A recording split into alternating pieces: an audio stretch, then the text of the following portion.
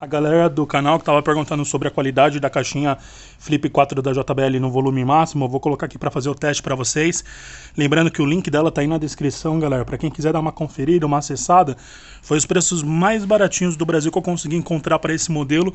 Ela é a prova d'água, tá? Então eu já gravei vídeo dela aqui no canal explicando todos os detalhes, quem quiser só dá uma procurada aí.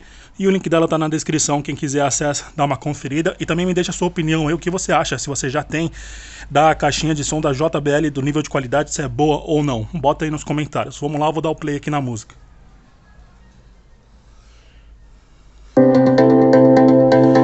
Tá no volume máximo.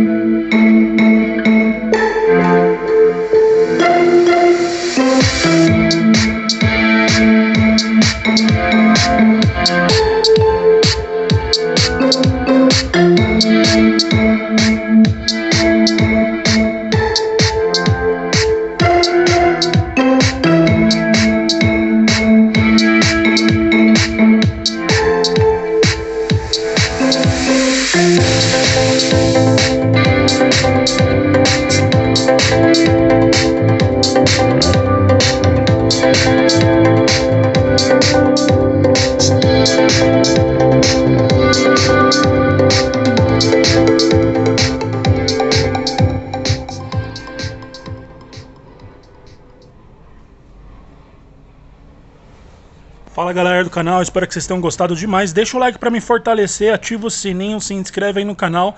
E lembrando que o link dela tá na descrição. A qualidade de som, pessoal, é muito boa. O microfone do smartphone nunca consegue reproduzir o quanto que esse som tem qualidade, o quanto que é bom ouvir assim.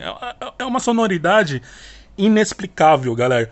Para quem não sabe, a JBL, a Harman Kardon e a AKG, elas fazem parte da Samsung, né? Então são marcas que estão abaixo em relação à empresa, mas que tem domínio da Samsung. Então, cara, não tenho o que dizer. É muito, muito top. Assim, na minha opinião, vale a pena cada centavo de investimento, até para você presentear alguém que você gosta, ou você mesmo se presentear, né? Porque a gente precisa também se presentear às vezes. Então, achei linda, linda, linda. É um som maravilhoso.